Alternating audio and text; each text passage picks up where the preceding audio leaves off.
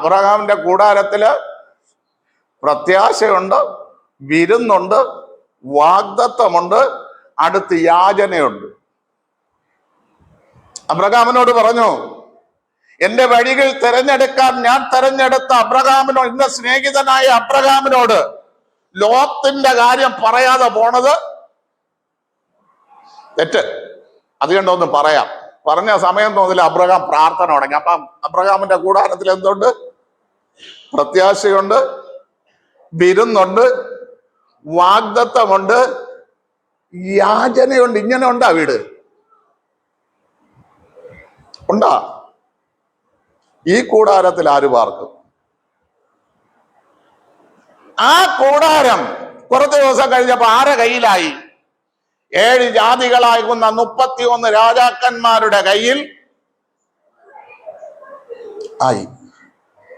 ആയപ്പോ ദൈവം പറയണ കേട്ടാ, ആവർത്തന ദിവസം 31-ന്റെ 3, 4 ഒന്ന് വായര്,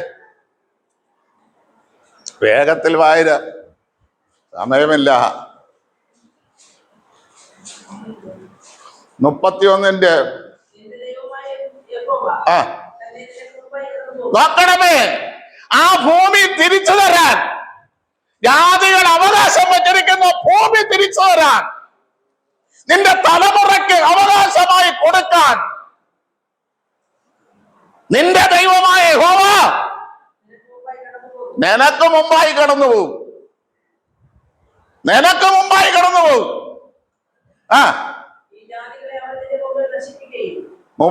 7 ജാതികളിൽ കൂടെ 31 രാജാക്കന്മാരിരിക്കുന്നു. നിന്നെ കൊണ്ട് യുദ്ധം ചെയ്താൽ അത് തിരിച്ചു പിടിച്ചു തരാൻ കഴിയില്ല. നിന്റെ ദൈവം മുമ്പേ കടന്നുപോയി അതെന്ത് ചെയ്യും? അതിനെ നശിപ്പിച്ചിട്ട് നീ അവന്റെ ദേശം, അവന്റെ ദേശമല്ല, ഇവരെ ദേശം, അവരവകാശപ്പെടുത്തി വെച്ചിരിക്കുന്ന ദേശം, ഇതിനെ കൈവശപ്പെടുത്തും. അപ്പോ ഈ കൂടാരം, അബ്രഹാം അടിച്ച കൂടാരം, പൗലൂസ് ദർശനം കാണുകയാണ്. എബ്രായ ലേഖനം 11-ാം അധ്യായം അതിന്റെ 8, 9 വാക്യങ്ങൾ വായിക്കുമ്പോൾ പൗലൂസ് ഒരു ദർശനം കണ്ടു.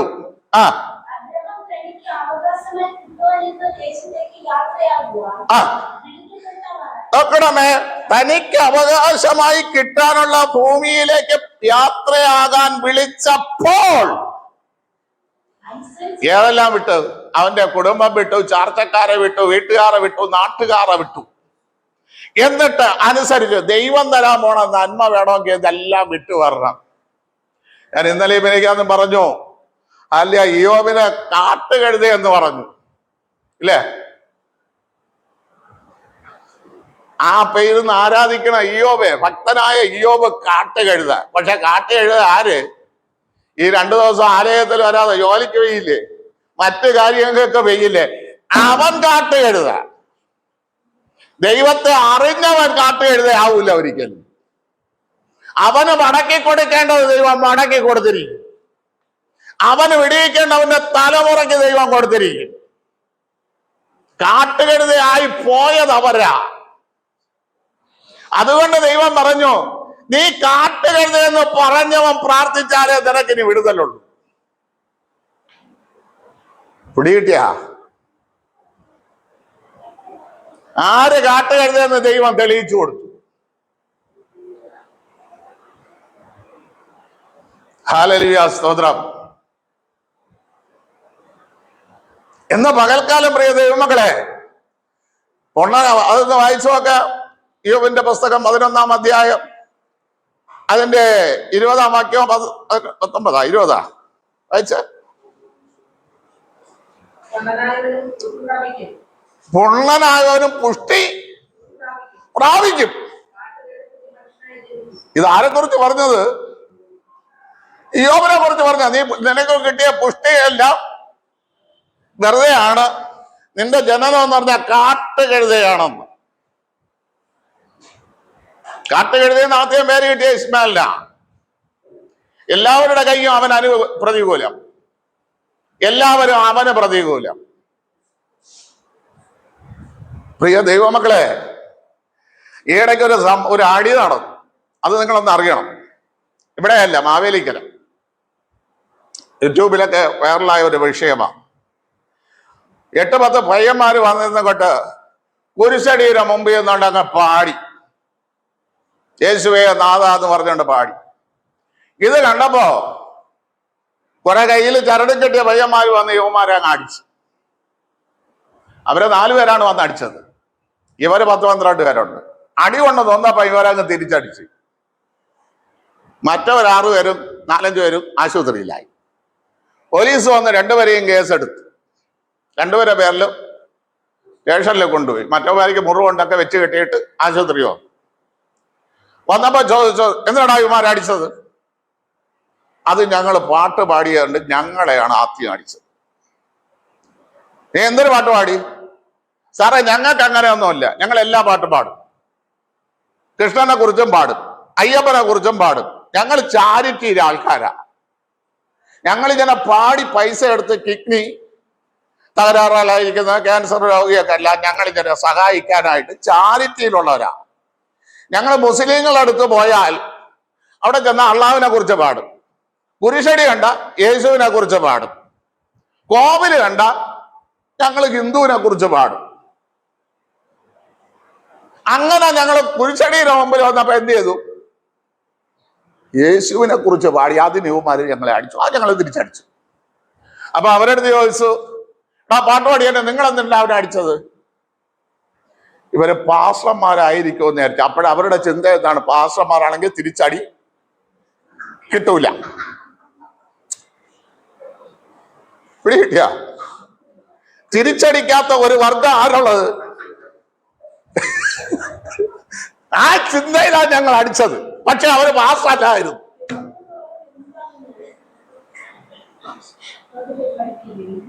പിടികിട്ടിയ? അപ്പൊ നമ്മളെ കുറിച്ച് കുറെ ചിന്തകളുണ്ട്. കാപ്പ എഴുതോ ചെന്നിരുന്നോ രാവിലെ അപ്പോട്ടെ പള്ളിയിൽ പോയി ഇരിക്കണേ. ഞങ്ങൾ പോയി 10, 300, 400, 1000 രൂപയ്ക്ക് ജോലി ചെയ്യും. കാട്ട എഴുതിയെ പോലെ യുവമാർ ചെന്നിരിക്കുന്നത്. നമ്മളല്ല കാട്ട എഴുതുക, പയ്യന്മാർ. അത് ദൈവം തെളിയിക്കുന്ന ഒരു ദിവസം വരും. മനസ്സിലായ? ദൈവം തെളിയിക്കുന്ന ദിവസം വരും. എടാ, അബ്രഹാമിന് ദൈവം കൂടാരം തന്നിട്ടുണ്ടെങ്കിൽ ആ കൂടാരത്തിനകത്ത് നിനക്ക് പ്രത്യാശ നിനക്കുണ്ടായിരുന്നെങ്കിൽ, ആ പ്രത്യാശയിൽ നീ വിരുന്ന് കഴിച്ചിട്ടുണ്ടെങ്കിൽ, ആ പ്രത്യാശയിൽ വിരുന്നിന് നിനക്ക് വാഗ്ദത്തമുണ്ടെങ്കിൽ, ഹല്ലേലൂയ, നീ യാചന നടത്തുന്ന വീടാണെങ്കിൽ അതിനകത്ത് ആർക്കും ദൈവം അവകാശം കൊടുക്കില്ല. അത് കൊടുക്കുന്നത് നിനക്ക് നിന്റെ തലമുറയ്ക്കുമായിരിക്കും. ഹല്ലേലൂയ, സ്തോത്രം. ഒക്കെ ആ പൗലോസ് പറയുകയാണ്, വിളിച്ചപ്പോൾ ആ വിളി തന്നിലേക്ക് വന്നപ്പോ അവൻ എല്ലാം വിട്ടു എന്ന്. ദൈവം കാണിപ്പാനിരിക്കുന്ന, ദൈവം പറയാനിരിക്കുന്ന, ദൈവം നിന്നോട് വാഗ്ദത്തം ചെയ്യുന്ന ആ ദേശത്തിലേക്ക് അവൻ ഇറങ്ങി പുറപ്പെട്ടു. ദൈവം വാഗ്ദത്തം ചെയ്ത ദേശം അറിയണമെങ്കിൽ ദൈവത്തിന്റെ അടുക്കലൊന്ന് ഉപദേശം കേൾക്കണ്ടേ? കേൾക്കണോ? കേൾക്കട്ടെ. ഉപദേശം കേൾക്കണമെങ്കിൽ ദൈവത്തിന്റെ അടുക്കൽ നീ ഉണ്ടാവണ്ടേ? ദൈവത്തിന്റെ അടുക്കൽ ഇരിക്കാതെ നീ എവിടെ പോയിരുന്ന?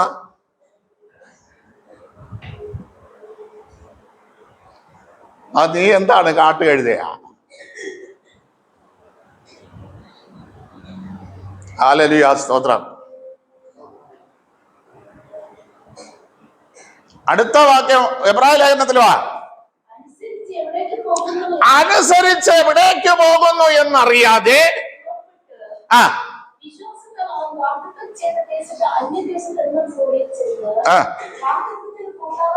അപ്പൊ വാഗ്ദത്തത്തിന് കൂട്ടാളികളായ ഇസഹാക്കിനോടും, പ്രിയ സഹോദരങ്ങളെ, ഈ അബ്രഹാം മമ്രയുടെ തോപ്പിൽ കൂടാരം അടിക്കുമ്പോഴേ ഇസഹാക്കും ഇല്ല,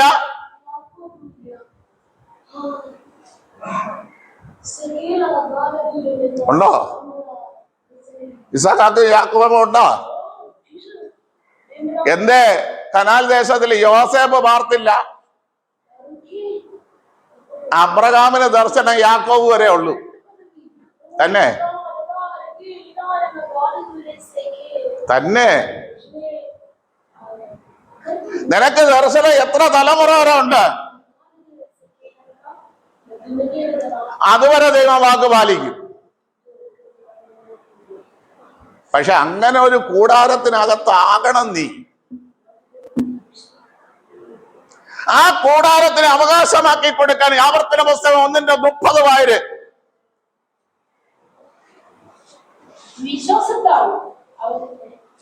ഒന്നിന്റെ 30, ആവർത്തനം 1:30. ആ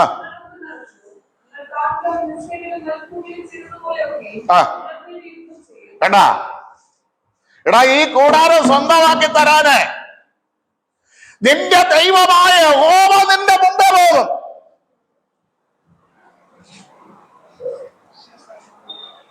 കിട്ടിയാ? ഈ കൂടാരത്തിൽ ആര് പാർക്കും? ഇങ്ങനെയുള്ള വിശ്വാസം നിങ്ങൾക്ക് എല്ലാവർക്കും ഉണ്ടോ? ഉണ്ടാ? പറ. നമ്മളെ ജീവിതത്തിൽ കല്യാണം വരാം, പാല് കാച്ച് വരാം, നൂലുകെട്ട് വരാം, മരിപ്പ് വരാം. അപ്പോഴെല്ലാം ദൈവത്തെ തള്ളിക്കളഞ്ഞിട്ട് നിന്നെ ദൈവത്തിന്റെ കൂടാരം വിട്ടിട്ട് പോകുന്നവരാണോ നിങ്ങൾ? എങ്കിൽ വാഗ്ദത്തം പ്രാപിക്കില്ല.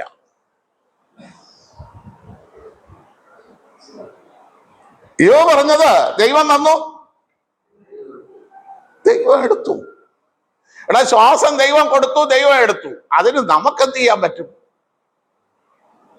നമുക്കെന്ത് ചെയ്യാൻ പറ്റും? ദൈവം എടുക്കാതെ ഏതെങ്കിലും ശ്വാസം പോകുമോ? ദൈവം കൊടുക്കാതെ ഏതെങ്കിലും ശ്വാസം വരുമോ? അപ്പൊ ദൈവത്തിന് അവകാശപ്പെട്ടത് ദൈവം എടുത്ത്. അതിന് നമുക്കെന്ത് ചെയ്യാൻ പറ്റും? നീ ദൈവത്തെ ആരാധിയില്ല, നീ ദൈവത്തെ ആരാധിയില്ല. ഈ കൂടാരത്തിൽ ആര് പാർക്കും? ഇനി വിശുദ്ധ പർവ്വതത്തിൽ ആർ വസിക്കും? വിശുദ്ധ പർവ്വതത്തിൽ 1 പത്രോസിന്റെ ലേഖനം 1-ാം അധ്യായം പെട്ടെന്നെടുത്തോ, അതിന്റെ 18 വാക്യം. 2 പത്രോസിന്റെ ലേഖനം 1-ാം അധ്യായം അതിന്റെ 18-ാം വാക്യം.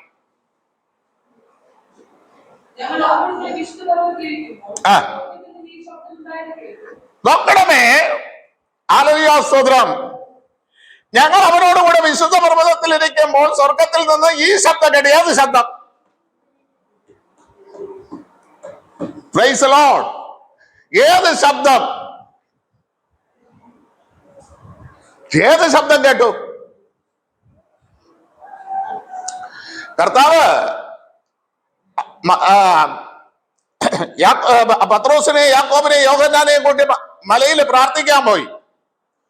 പ്രാർത്ഥിക്കാൻ പോകുമ്പോൾ അവിടെ കർത്താവ് തേജസ്സിലായി, രൂപാന്തരപ്പെട്ടു.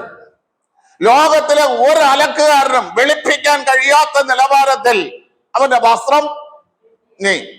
അത്രയും ആയപ്പോ 2 പേർ അവിടെ ഇറങ്ങി വന്നു. സ്വർഗത്തിൽ നിന്ന് തീയിറക്കിയവനും, ഹല്ലേലൂയ, സ്തോത്രം ചെയ്യുന്നു, തീയുടെ നടുവിൽ നിന്ന് അരുളപ്പാട് കേട്ടവനുമായ മോശയും ഇറങ്ങി വന്നു. ഏലിയാവും മോശയും വന്ന് ഇവര് അങ്ങോട്ട് സംഭാഷണം നടത്തിക്കൊണ്ടിരുന്നപ്പോഴ് ശിഷ്യന്മാര് നല്ല ഉറക്കത്തിൽപ്പെട്ടിരിക്കുന്നു. ചാടി വിഴുന്ന് എഴിച്ചിട്ട് പറയുകയാണ്, 3 വീട് നമുക്കിവിടെ ഉണ്ടാക്കണം. എടാ, ഇവിടെ സ്വർഗത്തിലെ മർമ്മത്തിന്റെ കാര്യം പറഞ്ഞോണ്ടിരിക്കുമ്പോ, സ്വർഗത്തിലെ തീഷ്ണമായ കാര്യം പറഞ്ഞോണ്ടിരിക്കുമ്പോ വീട്. ഇന്നലെ 2 ദിവസം പെയ്യോരല്ല, എന്തിനു പോയി? വീട്ടിലെ കാര്യം നോക്കാൻ പോയി. പിടികിട്ടിയ ആ മൂടന്മാരോട് കർത്താവ് പറയുകയാണ്, എടാ, നിന്റെ വീട്ടിലെ ചിന്ത വിട്ടിട്ട്, വീട്ടുകാര്യം നോക്കണ കാര്യം വിട്ടിട്ട്, നിന്റെ വീടിന് വേണ്ടി കരുതുന്ന കാര്യം വിട്ടിട്ട് ഇവന് ചെവി കൊടുപ്പീൻ.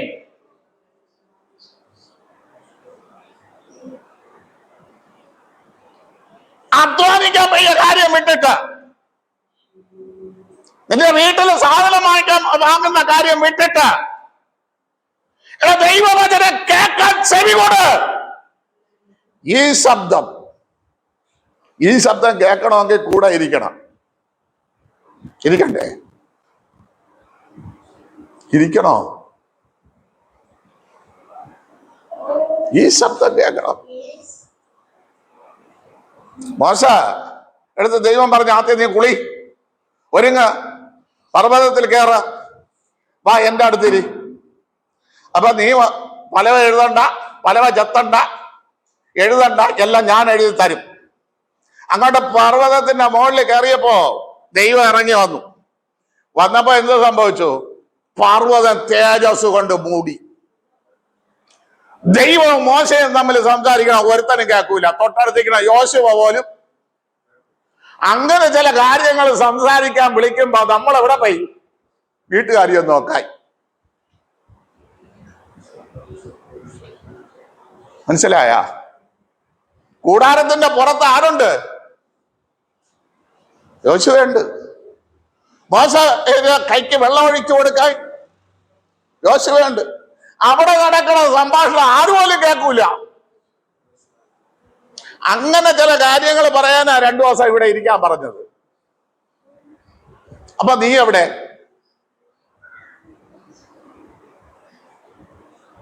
എവിടെ? നമ്മൾ എവിടെയായിരുന്നു?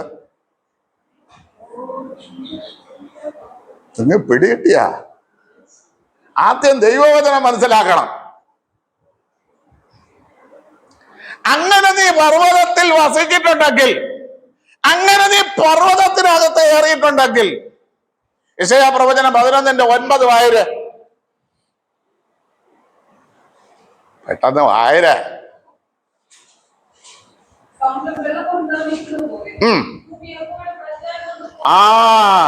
സമുദ്രത്തില് വെള്ളം നിറഞ്ഞിരിക്കുന്ന പോലെ നിനക്ക് അവകാശമായി ദൈവം തന്നില്ലേ? അവകാശ ഭൂമിയില് ദൈവത്തിന്റെ പരിജ്ഞാനം കൊണ്ട് നിറയും. അങ്ങനെ നീ വന്നിരുന്നെങ്കിൽ അടുത്ത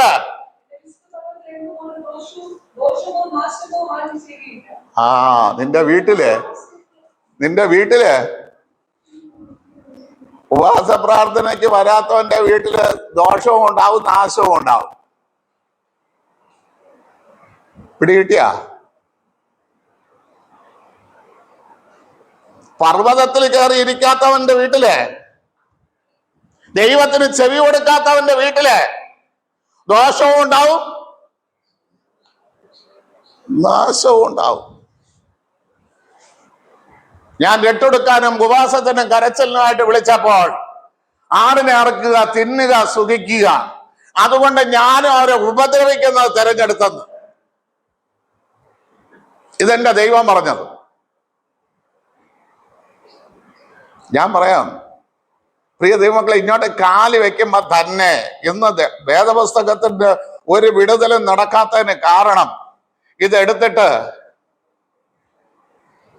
തൊടലില്ലാത്ത നായ്ക്കൾ നടക്കും പോലെയാ നടക്കുന്നത്. ഒരു നിയന്ത്രണമില്ലാത്ത. കാണുന്ന ആൾക്കാരെല്ലാം എന്ത് ചെയ്തോണ്ടിരിക്കണം? എറിഞ്ഞോണ്ടിരിക്കണം. പിടികിട്ടിയ? കാണുന്ന ആൾക്കാരെ, തൊടലില്ലാതെ കഴുത്തിൽ ബെൽറ്റ് ഇല്ലാതെ കിടക്കുന്ന പട്ടിയെ കാണുന്നവരെല്ലാം ഇതുപോലെ ഇന്ന് ബന്ധക്കോസാരുടെ അനുഭവം. കാര്യം ദൈവം അവർക്ക് വേണ്ടി പ്രതികാരം ചെയ്യാനില്ല, അവർക്ക് സ്വയം പ്രതികാരം ചെയ്യാനുള്ള കഴിവും. മറ്റത് ദൈവം പറഞ്ഞു, നിന്നെ തൊടുന്നവൻ അവന്റെ കണ്ണിലെ കൃഷ്ണമണിയെ തൊടുന്നു. അവന് കരയാനല്ലാതെ മറ്റൊരു സമയം ഞാൻ കൊടുക്കൂല. പക്ഷെ നീ ഉപദേശം കേൾക്കാൻ അവന്റെ അടുത്തുണ്ടാക്കണം. ഹല്ലേലൂയ, സ്തോത്രം. നിങ്ങൾ വായിച്ചു നോക്ക, സങ്കീർത്തനം 43:3.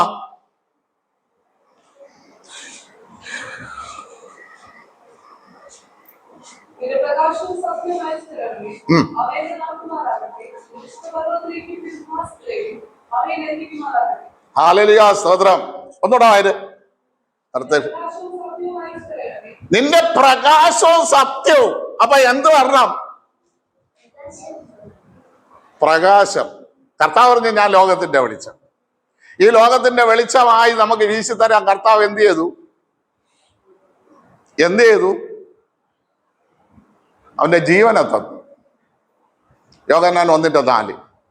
അവനിൽ ജീവൻ ഉണ്ടായിരുന്നു, അത് മനുഷ്യന്റെ വെളിച്ചമായിരുന്നു. ഈ വെളിച്ചം ഏതിൽ കൂടെയാ നമുക്ക് പകർന്നു തന്നത്? സുവിശേഷത്തിൽ കൂടെ. ദാവീദിന്റെ സന്തതിയായി ജനിച്ച് മരിച്ച് അടക്കപ്പെട്ട് ഉയർത്തെഴുന്നേറ്റ് ക്രിസ്തുവിനെ ഓർത്തുകൊള്ളുവിൻ, അതാകുന്നു നമ്മുടെ സുവിശേഷം.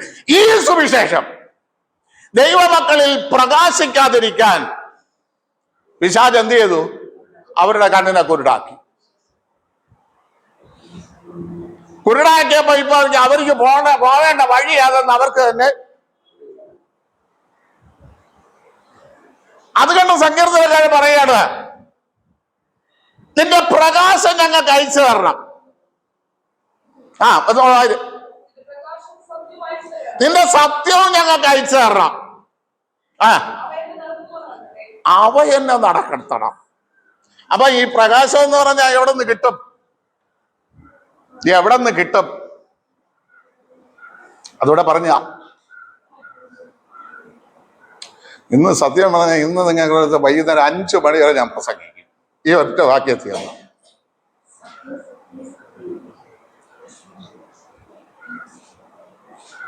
എവിടെ നിന്ന് കിട്ടും?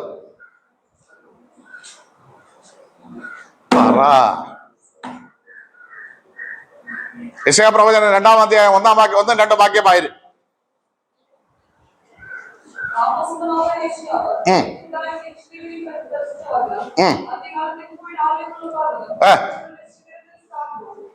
ദൈവത്തിന്റെ ആലയം എവിടെ? ഉന്നതങ്ങളിൽ, പർവ്വതങ്ങളിൽ, ശിഖരത്ത് വസിക്കും. അല്ല, ശിഖരം നമ്മള്. ആര്? എന്റെ പിതാവ് പട്ടക്കാരൻ, ഞാൻ മുന്തിരിവള്ളി, നിങ്ങൾ കൊമ്പ്, ശിഖരങ്ങൾ. ആ ശിഖരങ്ങളിൽ അകത്ത് ഒരു ആലയം, അതിനകത്ത് വരും.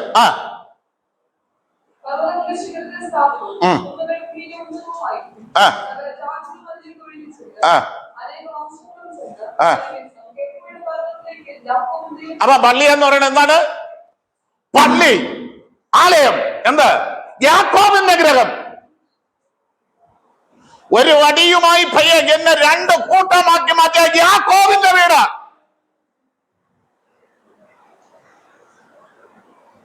അല്ലേ സ്വദ്രം? യാബോക്കിന്റെ കടവിൽ മല്ല് പിടിച്ച യാക്കോബിന്റെ വീട്. അർദ്ധരാത്രിയിൽ കിടന്നുറങ്ങുമ്പോൾ ദർശനം കിട്ടിയ യാക്കോബിന്റെ വീട്, പള്ളി, ആലയം. ദർശനം ഉണ്ടാ?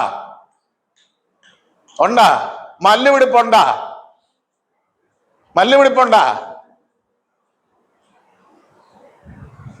വരുവിൻ, നമുക്ക് യാക്കോബിന്റെ ഗ്രഹത്തിലേക്ക്, അവന്റെ ആലയത്തിലേക്ക് കടന്നു ചെല്ലാം. അവിടെ നടക്കുന്നത് പറ. ഒന്ന്, നീ പോവേണ്ട വഴി ഉപദേശിച്ചാൽ. ഒന്ന്, പോവേണ്ട വഴി. അല്ലാതെ കൃപ ഇറങ്ങട്ടെ നാ പിടിച്ചോന്നല്ല. നിന്റെ വീട് എങ്ങനെ, നിന്റെ ഭർത്താവ് എങ്ങനെ ആയിരിക്കാം, നിന്റെ ഭാര്യ എങ്ങനെ ആയിരിക്കാം, നിന്റെ മക്കൾ എങ്ങനെ ആയിരിക്കാം, നിങ്ങൾ ദൈവനാമത്തിൽ എങ്ങനെ പ്രയോജനപ്പെടും വഴി ഉപദേശിച്ചു തരും. എന്താ?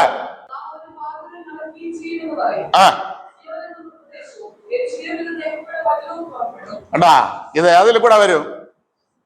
സിയോനിൽ നിന്ന്, ഉപദേശത്തിൽ കൂടെ, ദൈവവചനത്തിൽ കൂടെ. ഇത് കേൾക്കാൻ പർവ്വതത്തിൽ ഇരിക്കേണ്ട സമയത്ത് നീ എവിടെ?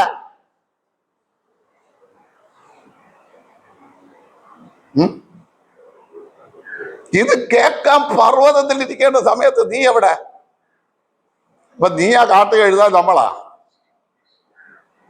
പറ.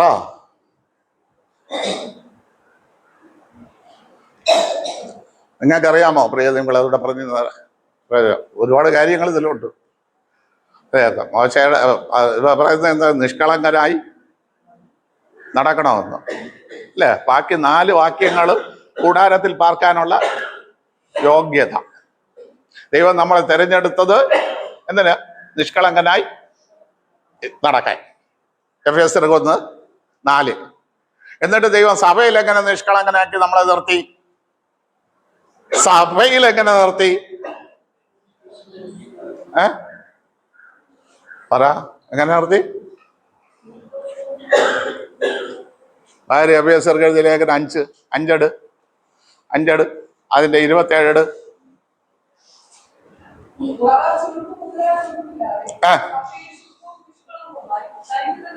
അപ്പൊ എന്തൊക്കെ ഇല്ല?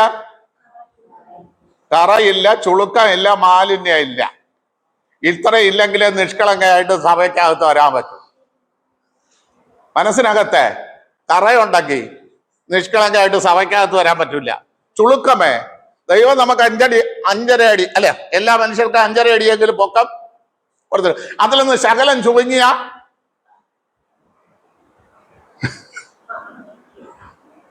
നിഷ്കളങ്കത്വം ഇല്ല.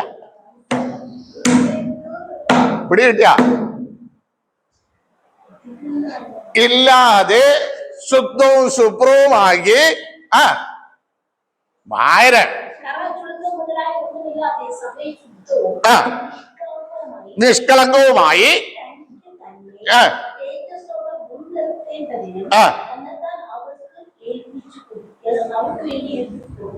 നിങ്ങൾക്കൊരു സത്യം അറിയാമോ? ആദിയിൽ അപ്പോഴാരില്ല, ദൈവമുണ്ട്, പക്ഷെ കൂടെ ആരില്ല, മണവാട്ടിയില്ല. ഉണ്ടാ? പക്ഷെ വെളിപ്പാട് പുസ്തകത്തിൽ ആരുണ്ട്? ഉണ്ടാ? അപ്പൊ ദൗത്യം എന്താണ്? സഭയാകുന്ന മണവാട്ടിയെ ഒരുക്കണ ദൗത്യം. അതൊക്കെ പഠിക്കാൻ ഒരുപാടുണ്ട്, ഒരുപാട് കാര്യങ്ങൾ പോകും. അതൊന്നും ഇതൊന്നും തീരില്ല. അപ്പൊ ഈ ശുദ്ധവും ശുഭ്രവുമായിരിക്കുന്ന മണവാട്ടി എങ്ങനെ ജീവിക്കണമല്ലോ? എങ്ങനെ ജീവിക്കണം? ഫിലിപ്പിയ ലേഖനം 2:14-15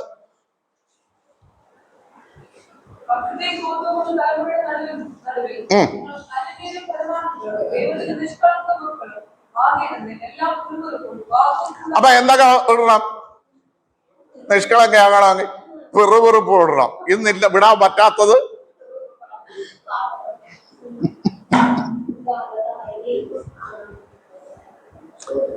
എല്ലാ പിറുപിറുപ്പും, വാദം. നീ പൊടി പള്ളിയിൽ, ഞാൻ ജോലിക്ക് പോയില്ലെങ്കിൽ വല്ലതും തിന്നാൻ പറ്റുമോ? മര്യാദക്ക് ഈ വാദമേ വിട്ട് നീ പള്ളിക്കകത്തോ, ഇല്ലെങ്കിൽ നീ കള്ളനായിട്ടാ വരണത്, നിഷ്കളങ്കത്തോ ഇല്ലാത്തവനായിട്ടാ വരണത്. ഹല്ലേലൂയ, സ്തോത്രം.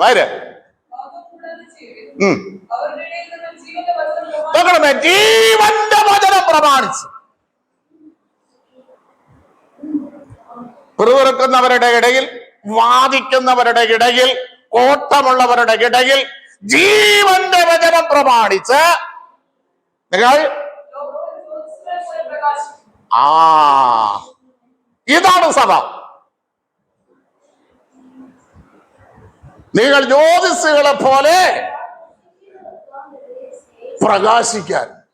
ഇതിനു വേണ്ടിയാണ് കർത്താവ് നമുക്ക് അനുകൂലവും വിരോധവുമായിരുന്ന സകല കൈയെഴുത്തുകളെയും മാറ്റി ക്രൂശിൽ അവൻ ജയോത്സവമായി തന്റെ മരണം കൊണ്ടാടിയത്. ഇതിന് അല്പമെങ്കിലും ബോധമുള്ളവർ, ബോധം. ഹല്ലേലൂയ. രമ്യാവ് ചോദിക്കുന്ന ഒരു ചോദ്യം: ഒരു സ്ത്രീ തന്റെ ആഭരണത്തെയും മണവാട്ടി തന്റെ അരക്കച്ചയും മറക്കുമോ? എന്നാൽ ഏറെ നാളുകളായിട്ട് എന്റെ ജനം എന്നെ മറന്നിരിക്കുന്നു. അതുകൊണ്ട് അവന്റെ കൂടാരത്തിൽ വസിക്കാൻ കഴിയുന്നില്ല, അവന്റെ വിശുദ്ധ പർവ്വതത്തിൽ വസിക്കാൻ കഴിയുന്നില്ല, കൂടാരത്തിൽ പാർക്കാനും കഴിയുന്നില്ല. ഇന്ന് പകൽക്കാലം പ്രിയ ദൈവമക്കളെ, ഇതിനകത്ത് പാർത്തില്ല എങ്കിൽ, ഇതിനകത്ത് വസിച്ചില്ല എങ്കിൽ നമ്മൾ നിത്യതയിലും കാണില്ല. ഓടിയതും അധ്വാനിച്ചതും വെറുതെ എന്ന് ആകാതെ വേണം. ദാവീദിനോട് ഒപ്പം നമുക്ക് ചോദിക്കാം, ദൈവമേ, നിന്റെ കൂടാരത്തിൽ ആർക്ക് പാർക്കാൻ കഴിയും? എന്റെ ഈ സ്വഭാവം വെച്ച് പാർക്കാൻ കഴിയില്ല. എന്റെ സ്വഭാവത്തെ ഇന്നു തൊട്ട് മാറ്റിത്തരണമേ എന്ന്, എന്റെ സ്വഭാവത്തെ മൊത്തമായിട്ടൊന്ന് കീഴ്മേൽ മറിച്ചു തരണമേ എന്ന് ഇന്ന് പകൽക്കാലം നമുക്ക് പ്രാർത്ഥിക്കാമോ?